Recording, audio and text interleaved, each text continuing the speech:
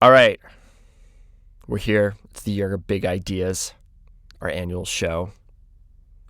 And I have a question for you, Cordelia.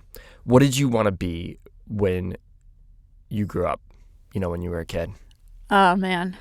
I wanted to become Maria from The Sound of Music, and I would I would practice this reality by literally hiking into the hills of Colorado when all the flowers were blooming in the spring and like putting on a skirt and spinning around and singing The Sound of Music at the top of my lungs. So if you can imagine small blonde Cordelia doing that, that was really my dream. I totally can imagine you doing that. I mean, that's pretty fitting, I feel like. Skipping family bike rides to go entertain my life vision. Yeah. How about you?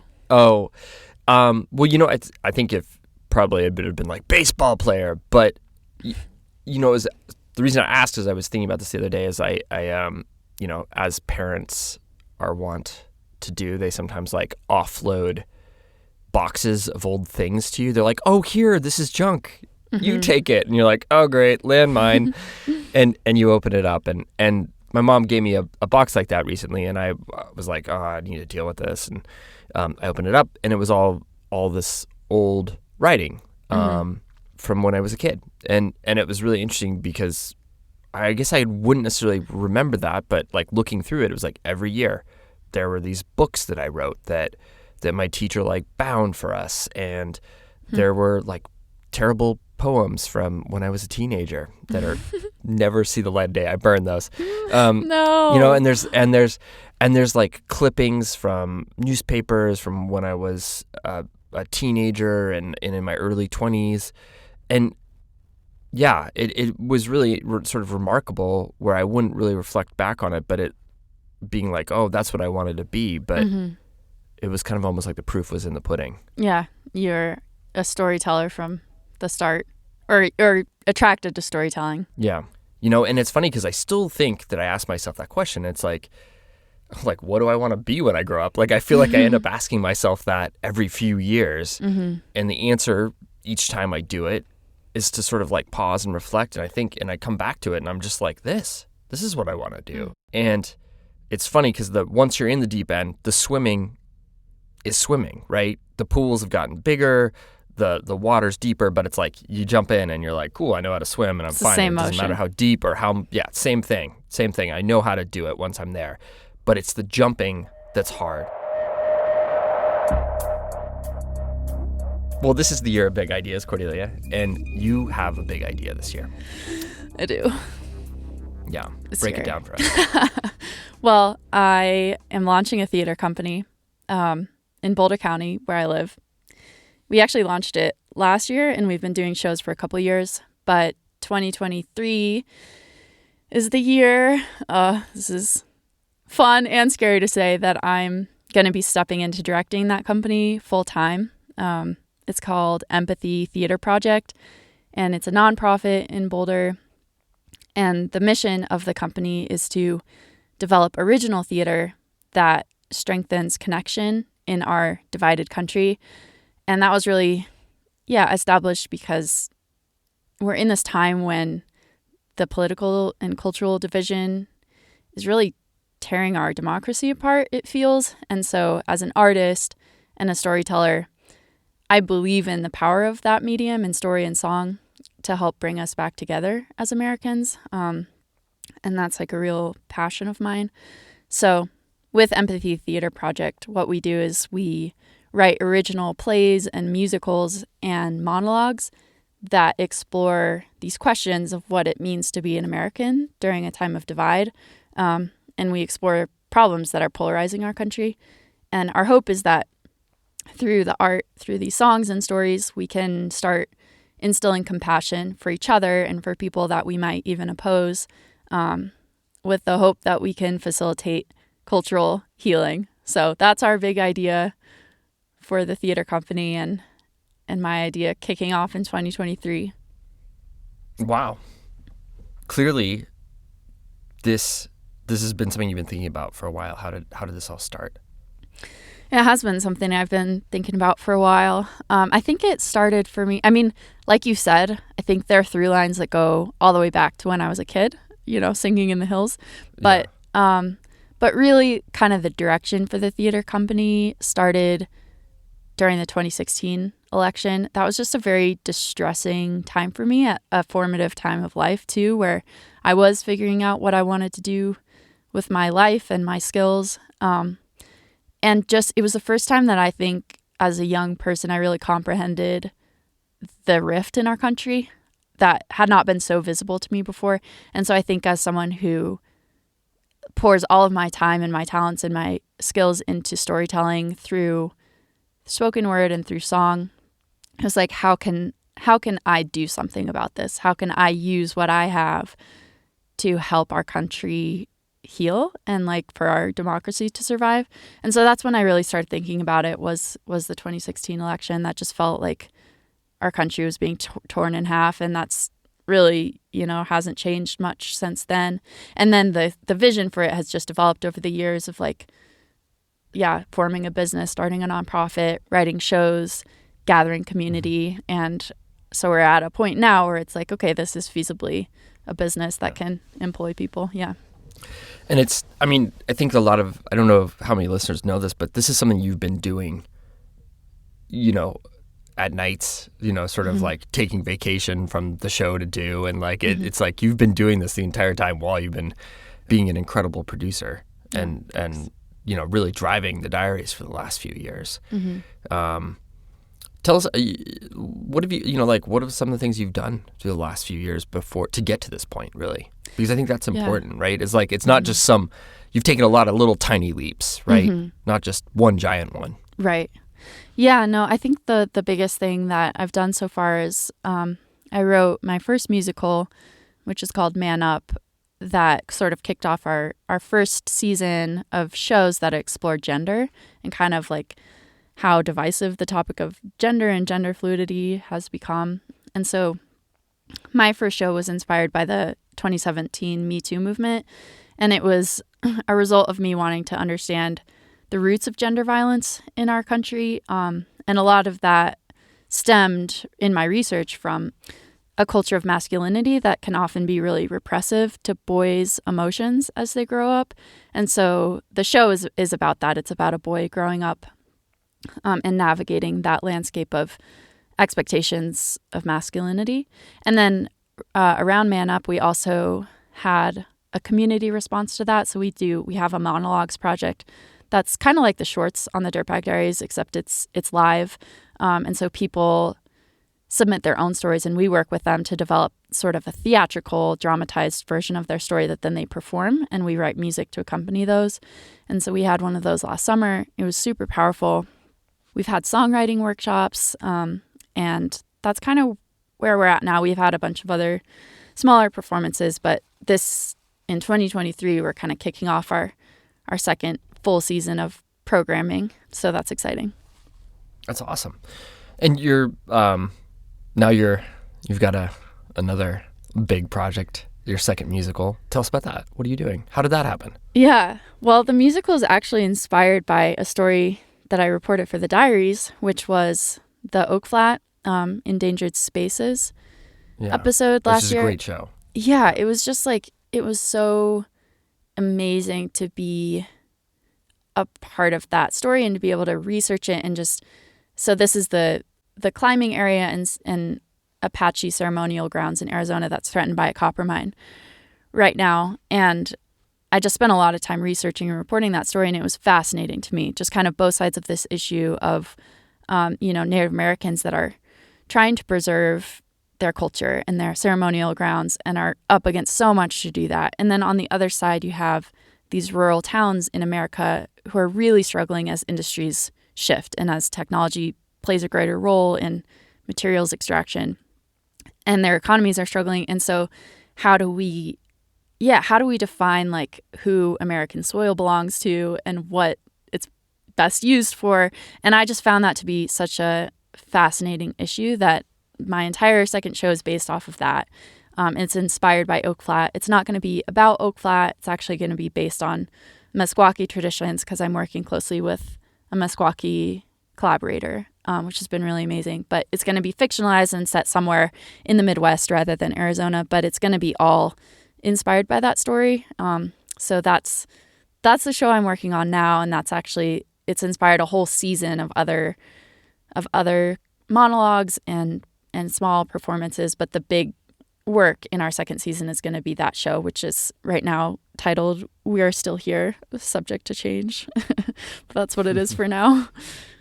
Would you play us a song from that musical? Totally. So here's a little song that I'm working on with my collaborator Alex. It's called River Prayer, and it'll be sung by the Meskwaki characters in the show. And this is a clip of audio from our winter concert that we had last month.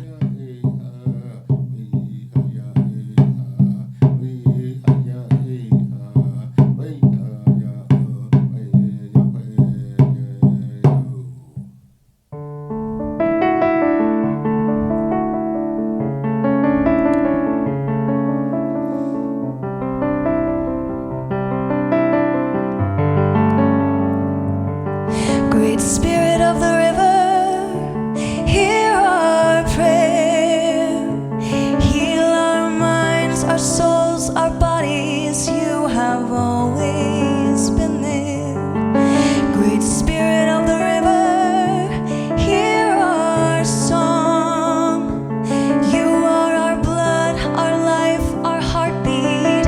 You keep us strong. Great Spirit of the river,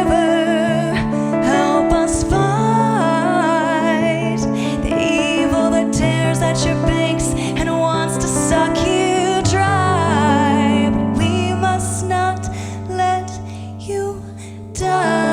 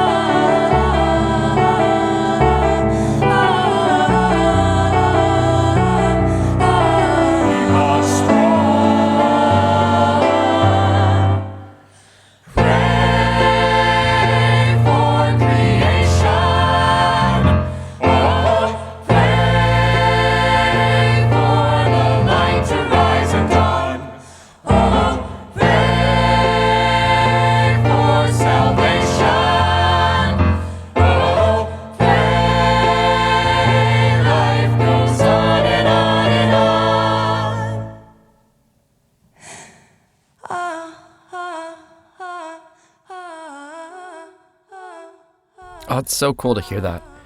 Dude, I'm psyched to see the rest of the show when it comes out next year. Thanks. All this is great news, and it also is sad news because it means you're taking that next leap into the next chapter. Yeah, and we're gonna miss you here. It's been an absolute joy to have you be a part of the show. We hope that you will occasionally find some time to come back and join us. But I also understand, I understand that. It's just it's something that we've watched you grow into this. And this didn't come as a surprise to us when you came to us and said, "Hey, it's time for me to go." Mm-hmm. And I was glad you did, because it's something you needed to go do. Mm-hmm. Oh, thanks. Yeah, it's definitely a big time, bittersweet transition for me, just because I'm gonna get emotional. This career with the Diaries is just, it's meant so much to me, and I've made best friends through the Dirtbag Diaries. I met my life partner through the Dirtbag Diaries. I learned to rock climb, and I've traveled all over.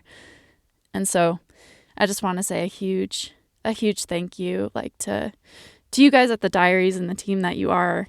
Just, it feels like a family, and you've encouraged so much in my creativity and my passion for this work, and you've modeled a life for me that, encourages taking leaps like this and exploring your passion and taking risks. And I can say so truthfully that I wouldn't be doing what I'm doing right now had I not had you guys to be role models for me, just the Cahals and everybody on the Dirtbag Diaries team, but also everybody that I've worked with to tell stories on the Diaries. It's you've shown me this life and encouraged me to pursue it. And so thank you to everybody that I've worked with, and thank you also to all of the listeners that have been with us all this time and for being such a tight and extended family, all your energy and ideas and pitches. I really love you guys, and I'll miss you. And it's been some of the best years of my life, so I'm really grateful, and I'm really going to miss it. We're going to miss you too, you know. I just want to say thank you for everything. Thank you for all the hard work and the creativity, and just thank you for embodying why I started this show, you know, out of curiosity, out of love and interest and passion for new ideas and people's stories. And you did that right from the start. I remember the first story that you did was like the flyathlon, where you went out and you ran 26 miles. And 10 miles. 10 miles? Okay. It was far. I was like, that's pretty, you know, you like raise your hand in the staff meeting and be like, I got that one. And I thought, oh, I think this is gonna work out, you know, and you went out and you brought a bunch of recording gear, and that's the spirit of just being like saying yes to things and taking that leap. And you've always done that, and I will always appreciate that. And I've always looked forward to our time working on projects together, and I think it's shown, and you know, I think on behalf of the whole community, just thank you, because you've told some great stories, and I think that each of those stories has probably lit its own ember in people's minds, just as they did for you, and that's a cool thing. So thank you. Really quickly, how can people follow your work at Empathy Theater Project? Yeah, so we have a website, empathytheaterproject.org. We have an Instagram. We have a newsletter if you sign up for that on the website. And then if you live in the Front Range, we have shows pretty much quarterly. So come check it out if you're around there, usually in the Boulder or Longmont area. And we'd love to see you. Well, today we present our annual Year of Big Ideas. It's about taking an idea, saying it out loud, and then doing it. And here's to all the people that are about to make a leap. Cordelia, I think you need to take this home. I'm Fitzko Hall. I'm Cordelia Zars. Love you all. You're listening to the Dirtbag Diaries.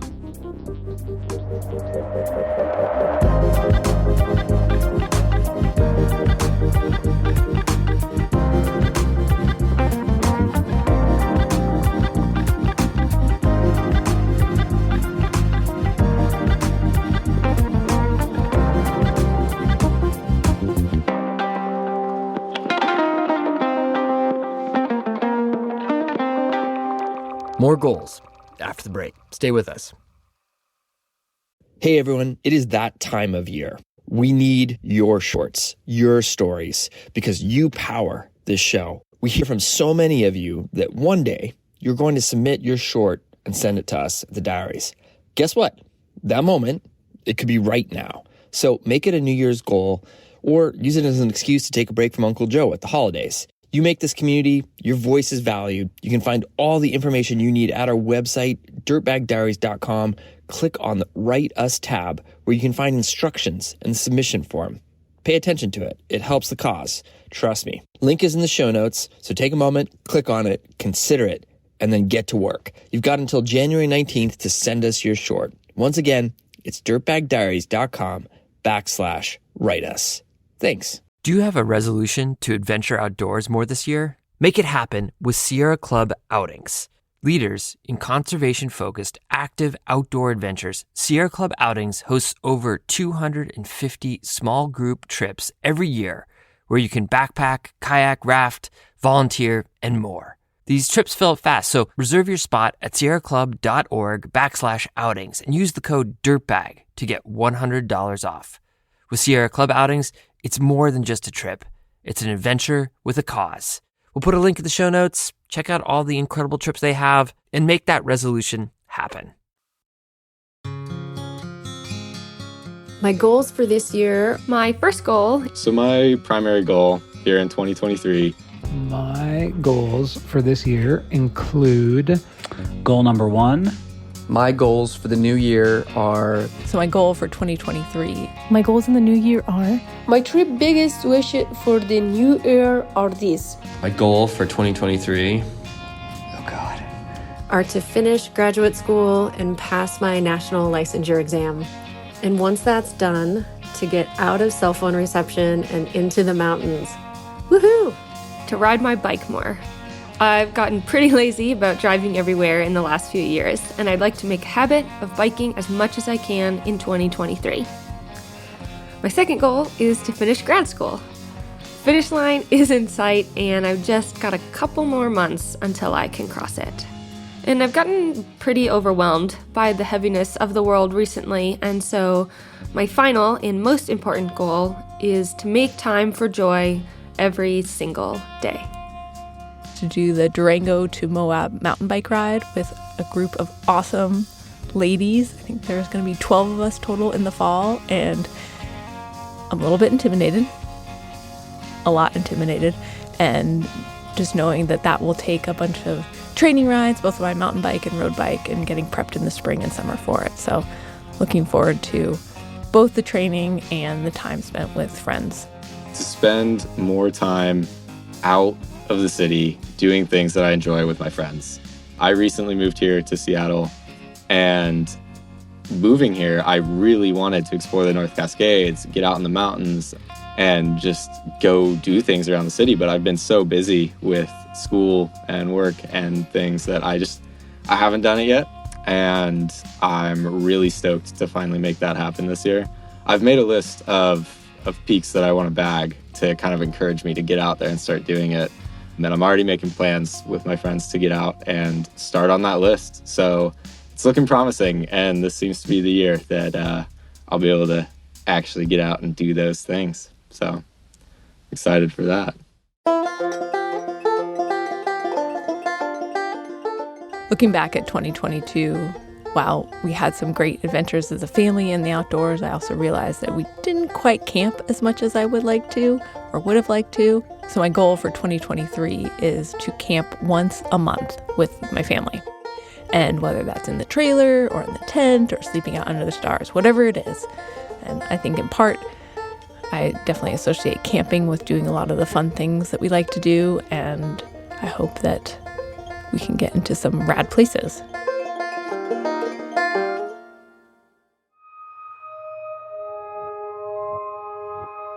To use my vacation time for once.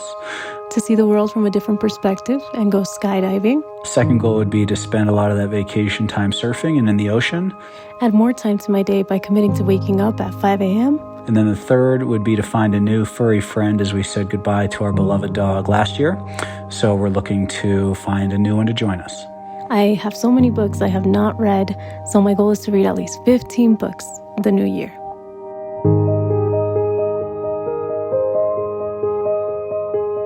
Climbing the volcanoes of Washington, which are Adams, St. Helens, Rainier, Baker, and Glacier. To have an adventure on the other Hawaiian islands, check out the sport climbing on Maui, hike the Nepali coast on Kauai, maybe go hunting on Big Island. Hopefully getting on my first big wall. Well, completing my first big wall, I should say. I'd also love to find funding and organize the Hawaii to Tahoe climbing excursion for our kids team at the gym. And hopefully a family rafting trip with my wife and daughter. And lastly, I'd like to spend a week in Alaska this summer. It's only like a 5 or 6 hour flight from Oahu, and it seems like a pretty nice place to explore when it's warm. Yahoo! After spending years training for long endurance races and spending many hours alone on trails, this year, my goal is to spend more time adventuring with friends. I want to do a century group bike ride. I want to crew and pace a 100-mile trail run. And I want to spend summer nights bike rafting down our local river. No matter the activity, I want to spend more time outside with the people that I love. My name is Shugufa Bayat, a 22-year-old Afghan woman. I have been a refugee in Germany for a year now, while I fell to after the Taliban took over our country. Growing up a country like Afghanistan It feels like I had 1,000 of problems, but I still made many dreams for myself. I choose to live a different way than many Afghans, and was lucky to have that chance thanks to my kind father and supportive family. I am a lover of mountains, and I feel strongest at the high altitudes. I feel so alive in my body when I am in nature.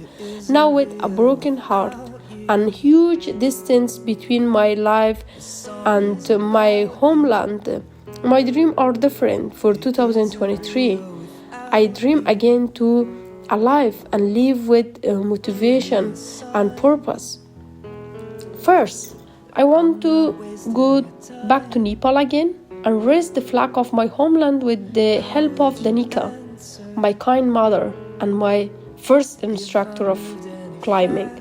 Second, I want to become a member of German alpine clubs and ski clubs and learn how to ski. 3. I want to be a messenger of peace through sport to the girls of my country. I want to do my best to motivate girls around the world and within Afghanistan. While I am in a better environment than many Afghan girls and women, I want to work for my country. I want to show the world a different side of Afghanistan and show that Afghan girl can be strong and determined. I have another dream too, include helping the girls of my country continue their education online, and I will strive in 2023 to achieve my goals. Thank you so much. Where I'd be if I found her. Many years as a blind man,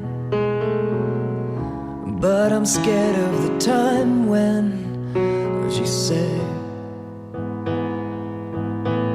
this isn't goodbye, so just close your eyes,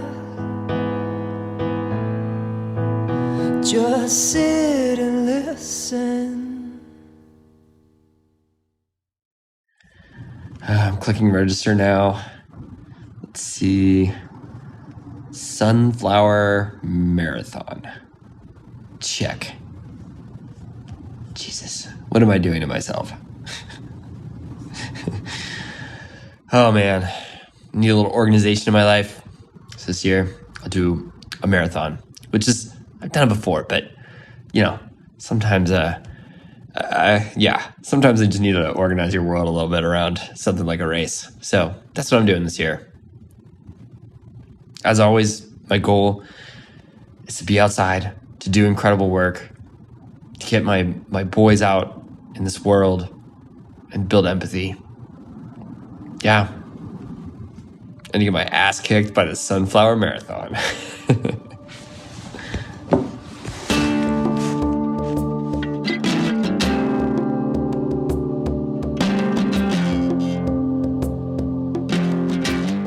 Thank you all for sharing your big ideas.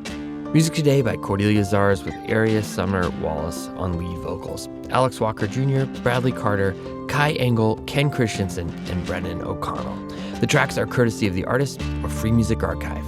Jacob Bain and Nis Cotto composed our theme song. You can find links to the artists at our website, dirtbagdiaries.com. This episode was produced by Cordelia Zars, Ashley Langholtz, Marco Seiler Gonzalez, and Evan Phillips. Illustration by Walker Call. Becca Cahal is our executive producer. I'm Fitz Cahal, and you've been listening to the Dirtbag Diaries. Thanks for tuning in.